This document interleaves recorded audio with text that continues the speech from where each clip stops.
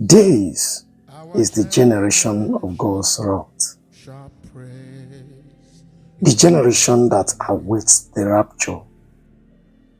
I will start from the foundation. Our fathers rejected God. Will I say some of them? Some of our mothers and many thereof rejected God. Here is another generation that has rejected God, rejecting God, and still rejecting God. The generation of vipers, according to Matthew chapter 12, verse 34. Generation that hates God and has rejected God. According to Isaiah chapter 30, 10 and 11, they said to their prophet, prophesy lies to us. And when you see lying prophets, they say, right on, sir. They choose worshiping idol, even inside the church, over worshiping the Holy One of Israel in spirit and in truth. For God is a spirit, and them that worship him must worship him in spirit and in truth.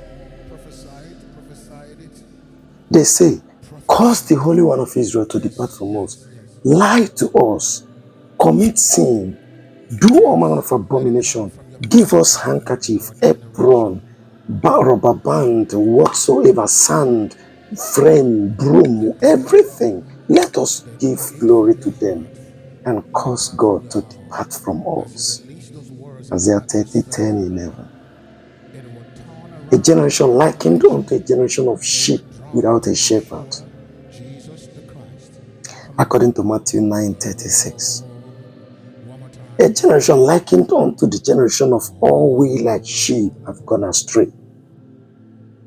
Every man doing his own thing. Do whatever you like. The church is not under control now. Do whatever you like. Pastor, some people tell their members to go and eat grass. Do whatever you like. It's manna from above. Some carry the head of a pig to church and say it's Holy Communion. Do whatever you like. Some tell their members that Jesus died on the cross because of the poverty of his disciples. Do whatever you like. Say whatever you like. A generation scattered abroad. Generation that profess godliness but deny the power thereof. A generation that seek God in prayers, praying, doing dry fasting, seeking for the power of God, but refuse to live in the holiness of God. A generation that has chosen prosperity gospel, grace gospel, faith gospel, deliverance messages, and had forsaken holiness, without which no eye shall see the Lord. What a generation that God himself will reject. According to the book of Jeremiah chapter 7 verse 29. Because thou hast chosen iniquity, chosen sin, God will reject. A generation that is far from the generation of Issachar, that does not understand the times and the season. Very far. A generation that does not know their time of visitation. Terrible generation. Untoward and wicked and perverse generation. A generation of Yahoo, killing people for money ritual, even inside the church. A generation where some pastors use some of their members for ritual, to fortify the church, to fortify themselves. A generation whereby many ministers had gone to Satan to seek for power, fame, and popularity. A generation where people mount the pulpit and start telling stories of their mentors.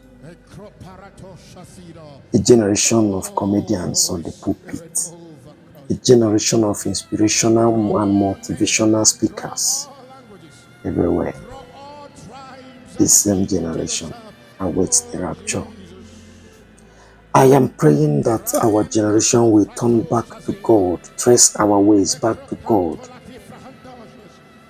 like the prodigal son did, that we may turn back, that we may not be damned. Doom awaits this generation, a generation on their highway to destruction. A generation that has followed the multitude to do evil. A generation that does not fear God, has no fear of God. A generation that believes that God understands. A generation that believes that they are going to heaven by grace.